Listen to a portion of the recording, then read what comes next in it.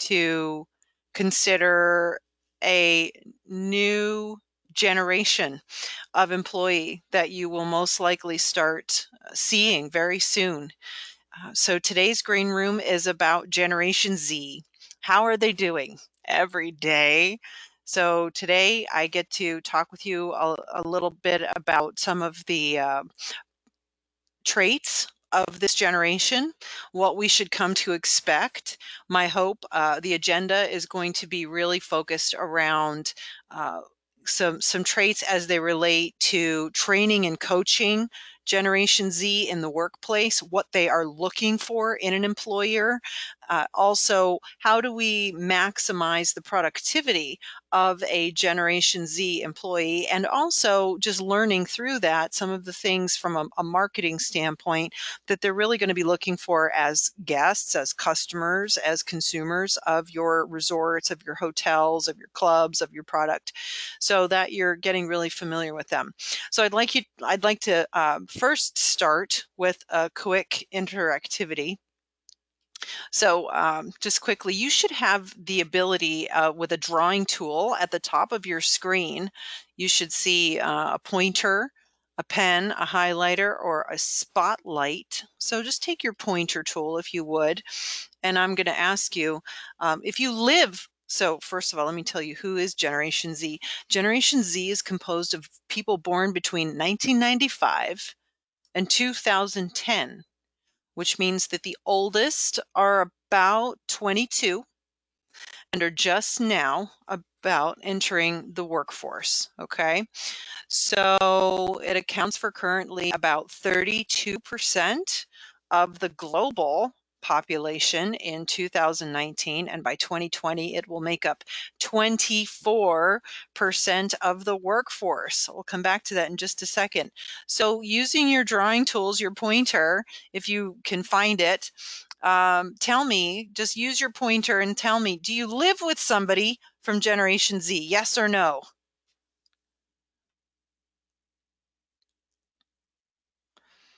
So I'm going to put my pointer on yes, I do live with someone from Generation Z.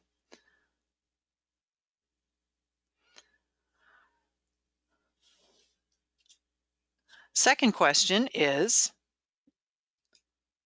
do you work with someone from Generation Z? Yes or no?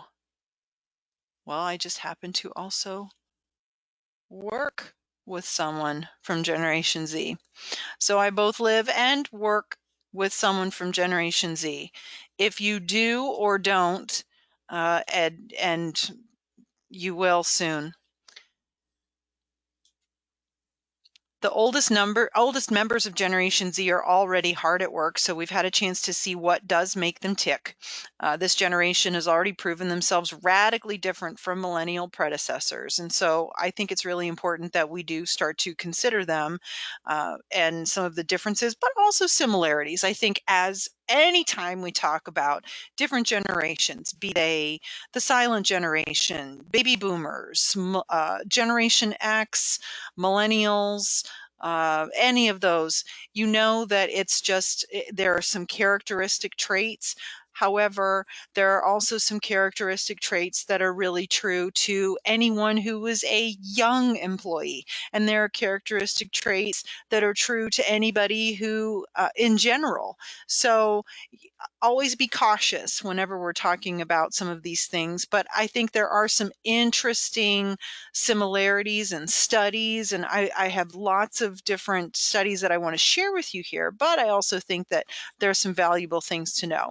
Let me introduce you here first to a Gen Z, also known as a post-millennial, I generation, a founder, a plural, a homeland generation, any of these titles, AKA Generation Z. This is Andrew. This is my son. He's 14. And believe it or not, he's dying to work for you. And he makes one of the best steaks that you could ever imagine. And why? Because he watches this guy on YouTube called Guga Foods. and he knows anything you want to know about myelin reaction. He knows anything you want to know about meat quality, about where the cut comes from, about choice versus prime, about basically anything, because he watches tons and tons and tons and tons of videos. Now, I find this particularly funny and interesting in my life because in my career, when I started working for Chart House decades ago, I actually worked on a grill line for months. That was part of my restaurant training. When I was training to be a restaurant manager, I had to work the hot line for 2 entire months of my training career. Yet this 14-year-old boy can make a better steak than I can now. So that in and of itself tells you, I think, a whole lot about what's going on with this Generation Z. They're learning a lot in a really fast period of time. And we as employers, as properties, as resorts, we have to keep up with them. And we do have the resources and tools to keep up with them. And companies are doing a fantastic job now of being able to provide a lot of the learning we do online. And we have great learning management systems. We have great CRMs available to us. That's not going to be the whole story, but it is going to be part of what's going to help us to organize for them. So I wanted to show you, just as a quick example, something that really hits home for me, how we have to be thinking about what they want. This guy, being a 14-year-old, like I said, he wants to work already. He's already trying to figure out whether or not he can have a summer job. So you are going to have young Generation Z people coming to you asking if a job is possible. What they want from you is going to be very different than perhaps what you saw 5 or 10 years ago from employees walking in your door. So I want to be able to tell you about the research that I've done, practical research that I've done, not just experiential research that I have, but also what I'm finding as I'm training this generation professionally and personally. So let me tell you a little bit. This was a great study that was done by McKinsey and Company about how young people differ today from yesterday's people. And this really has to do with three different kind of topics. We have the idea of context. So what was going on in their lives that sort of punctuated these generations? Behavior. So what are the main characteristics that sort of describe these different generations? And consumption. So um, how do they absorb knowledge? How do they receive knowledge, right? Or what is the knowledge that they consume? What are the things that they are looking for, that they want, or that they are attracted to? All right, so it's kind of fascinating, and you can see here, and the recording will probably allow you more time to take a look at this. I think we can focus the most of our time and energy on Generation Z, punctuated by those years again of 95 to 2010. Contextually, what's going on here? Mobility and multiple realities, which obviously kind of lend itself to that idea of how mobile devices have become truly their reality. The emergence of Twitter, Facebook, LinkedIn, YouTube, having the ability to socially engage with the world and being true digital natives, unlike Generation Y. Gen Y was still the dial up generation. Gen Z never dialed up for anything.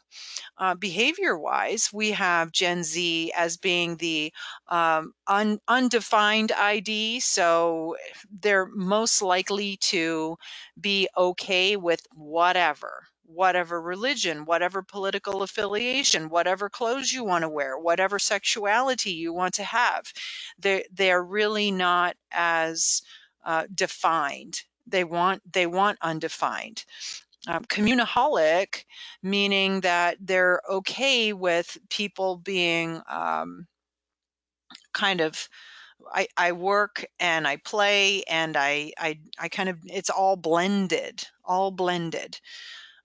Consumption wise, they're always seeking uniqueness. They're seeking as much as possible, and they're seeking what is real and what is authentic and what is ethical, as opposed to their predecessors. So you can see Gen Y was constantly seeking experience, seeking flagships, seeking festivals. Gen X was seeking status, brands, cars, luxury articles, seeking ideology and vinyl and movies as the baby boomer generation. So interesting to see these evolutions. So I want to be able to give you a little bit about what to expect with this generation. You'll see some evolution of, well, yeah, I mean, I see that with our millennial employees as well.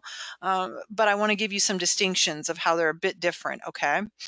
So first of all, Generation Z is going to multitask even more than your millennials, if you thought that was even possible, right? So if you thought your millennial employee was easily distracted, get ready. Your Generation Z employee will be constantly flipping between texts and emails. So they've always lived in a connected world, but what's also kind of neat about them is it can be perfect in a workplace that requires multitasking. If you're looking for an employee who can focus deeply on a task for a long period of time, make sure that's communicated to a potential Gen Z employee. If you see them looking at their phone during work hours, don't assume that that's going to distract them for ages. They're used to spending 5 seconds checking for updates before returning to a task at hand. I think that's something notable. They might start working on a document in the afternoon, open it on their phone, and while they're kind of walking to work, and then pull it back up and finish it up later. So there's going to become a problem with them working from home, working from at during lunch. So they're blending their lives. There's the delineation of work and home is becoming less separate. That's a big difference between what we saw with your millennials. They're more apt to say, nope, work is work and home is home, and that's it. Um, Gen Z is not going to be like that. 53% of Generation Z said they prefer in-person discussion over instant messaging or email. Hallelujah! We have some people here, humans. They want to talk, which is great, but they don't exactly know still how to talk. So we still have some work to do. So you may have just gotten used to your millennial employees preferring to communicate over email or Slack, but be prepared to switch it up again. These people do like to talk face to face. In fact, because 53% said they want to, this could be attributed to negative attention that they've seen millennials get because of their reliance on technology, right? It's allowed people to communicate with a full range of sound and motion. In fact, I see now, specifically with younger people that are in high school, coming into college, they're very serious about putting that phone away during certain times. It's not everybody, but I'm seeing it more and more now. It's become kind of a more of a conscious choice.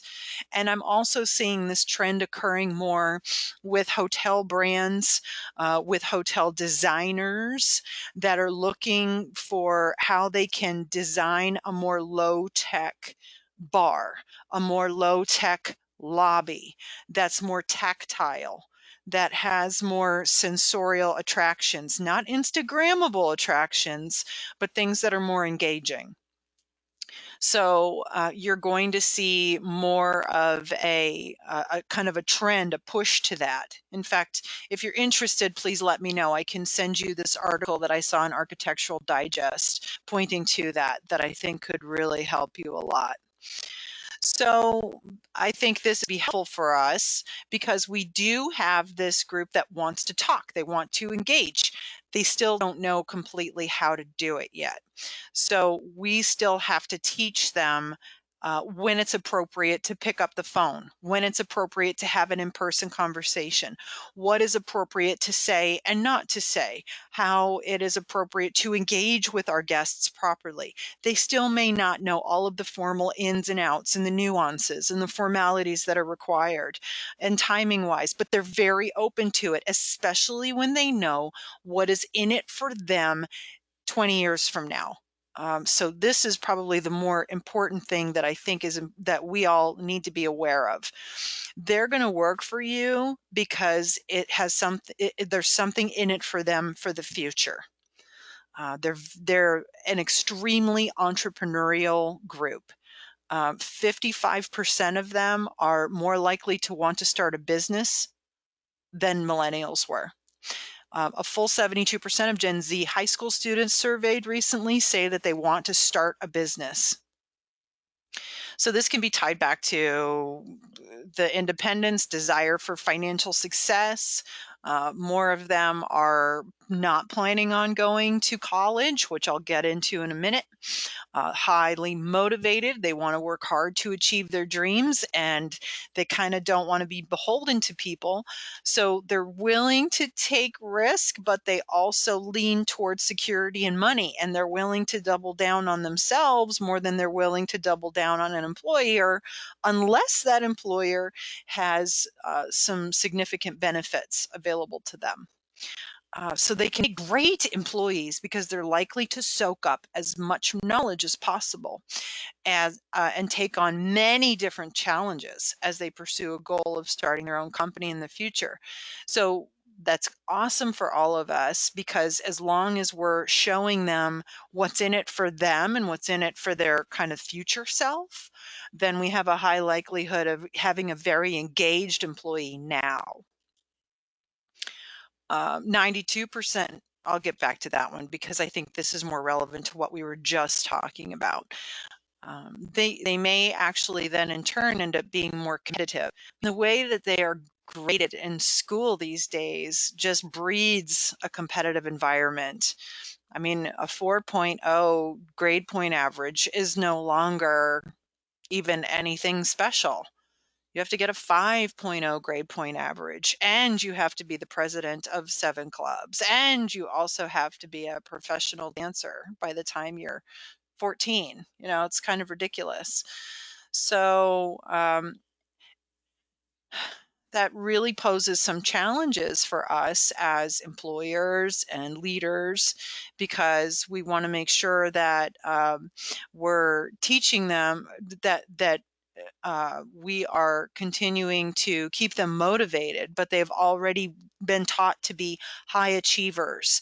They already understand how to work hard, and they already are being taught that no one's going to hand them their success. So that's great news for us, but they also expect to be rewarded for hard work. So I think this is going to be probably the challenge for all of us, is how are we going to reward them? And how are you going to also provide them with regular feedback that doesn't just sound like great job? So I think this is going to be a big trick for all of us. So I have some suggestions for you here. What else would be important for you to know? They want some independence in their roles. So because of the fact that they're entrepreneurial and they're competitive, they also don't want to rely on other people for their success. They prefer to work alone rather than collaboratively. So those jobs or those roles that don't require the success of somebody else are preferable to them. Many employers are predicting that more teens between the ages of 16 and 18 are going to go straight into the workforce, which is opting out of the traditional route of higher education and instead finishing school online, if at all. So that might end up kind of working in your favor, so long as you can create a work environment that's flexible around that for them.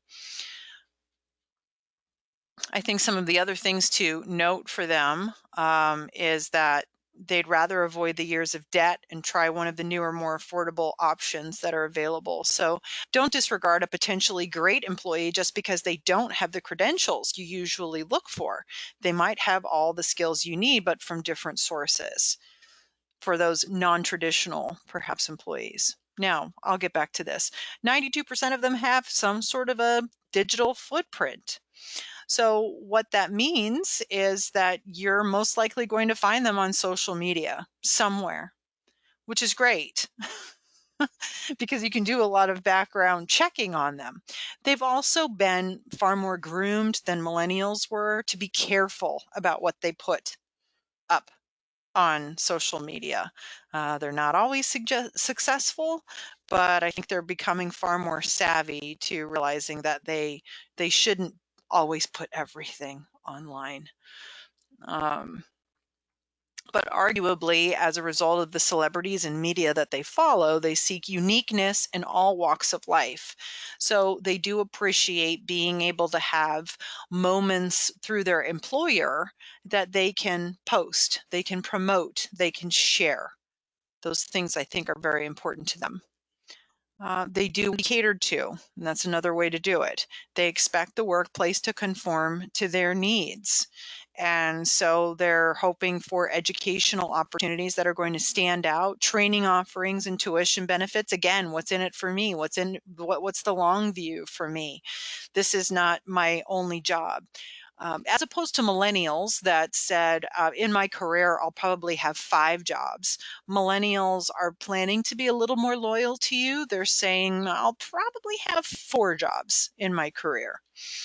I think, though, that they're expecting that you, in turn, then are going to be more loyal to them. I think one of the last things that I want to tell you about Generation Z is that they're very focused on having an authentic experience for you, which means they want you to be real, focused, and present. That means a few different things for them. That means that the emphasis is placed on truth, and that means that they expect that affects how they look at workplace interactions. That means that they expect you to be checking in with them on a regular basis. You have to remember that they were raised by moms that spent twice as much time with them as mothers did in the 60s. You have to remember that they have things in school now like tutorial periods, and they have things like additional time with teachers before school and after school that was never even a possibility for them before. And they also have supplemental face time virtually with pretty much anybody on the planet on a regular basis.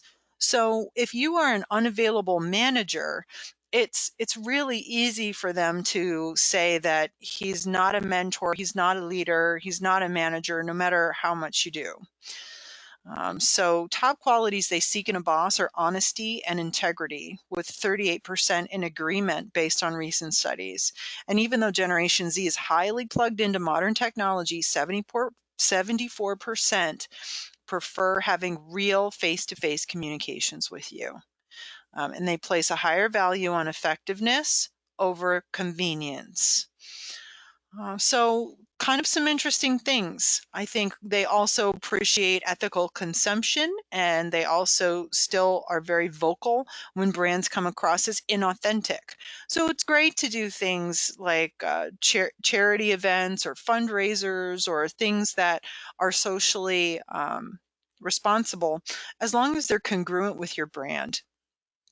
All right, so I've just given you a lot of information about them, and I wanted to give you an opportunity perhaps to ask questions or be curious. And so I'm welcoming text chats. I'm welcoming coming off of mute and asking some questions, or perhaps adding some observations that you have so far before I give you some suggestions. Any observations that any of you have currently about Generation Z?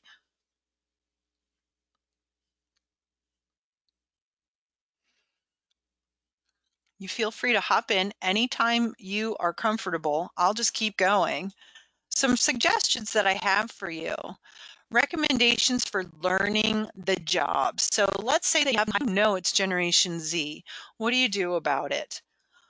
So my first recommendation to you would be consider how you can make some of the training snackable, meaning micro learning opportunities. Remember, this is the YouTube world. Remember how I said my son has learned how to make steak through YouTube and it's pretty dang good?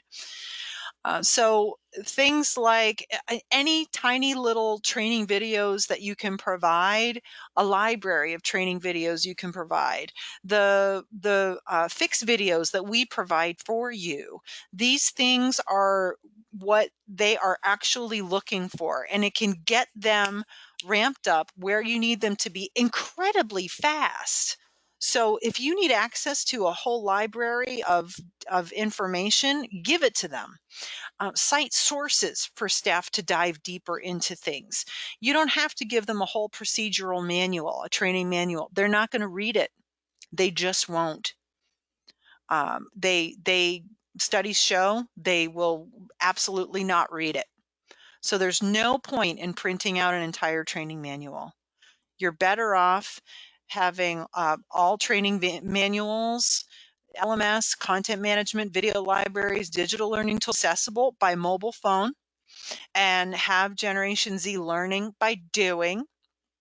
So doing things like role play, case scenarios, simulations, competitions, design challenges, collaborative problem solving challenges, having those things be the way that they learn, and then allow them the opportunity on a regular basis to steer their own learning. So create more of a outcome-based, self-paced approach. So give them a training checklist that includes the goals or the objectives for what they need to learn and the sources, and then let them have at it. They will learn it, but they will learn by doing. So if you need help in this area, please come see me. Let me know. This is what we do all day long. But these are some of the suggestions that we have for you. Recommendations for effective coaching. Constant what's in it for me messaging. Remember, the job that they're starting with you today as a front desk staff member is not their forever job. So as much as you would like them to act like it is, it's not. So get thinking with them about the messaging that you can use, or sorry, I need you to think for that, think about that job as what skills are they learning today that are going to help them in their entrepreneurial endeavor that they're looking forward to in 7 years. So when you start your own coffee shop in 5 years, this is important for you to know.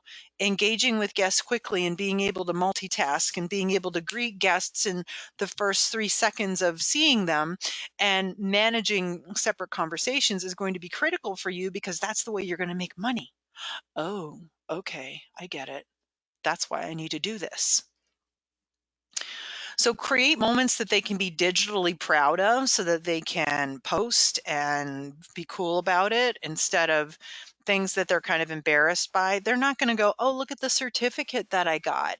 But if it's something that they can be digitally proud of, such as maybe a challenge that they overcame, or it's some revenue that they a revenue target that they hit and they all got to go for a bowling party. I just had a client in Steamboat and the entire team just blew their revenue numbers out of the water. It's a luxury vacation rental management company. So the entire team just had a party and they all dressed up like I don't know what they dressed up like, but they all had mustaches and they did this post on um, LinkedIn, and it was hilarious. But it was just like a fun way to celebrate this achievement that they had never before achieved. It was great and hilarious. Train on those face-to-face conversational skills. So that will require you to be the mentor for them. Manage the expectation for feedback. Monthly is enough, but they do want kind of a daily grade. They're used to being able to pull up an app that shows them exactly what their grade is every single day. They check their grades constantly. They check their grades 6 times a day. So they need to be able to know on a pretty regular basis, you're doing a fantastic job. So be transparent about policies. They want a daily check-in with you. If you need some help with the daily check-in technique and a reminder on that, again, that's one of your fix videos. So please go back into your library and take a look at that. So I just hit you with some recommendations. I've given you some trends and tips and things to consider about the Generation Z. And I want to open it up. So please do, who has the first question about Generation Z? Something I didn't answer, something you want to know, something that I missed.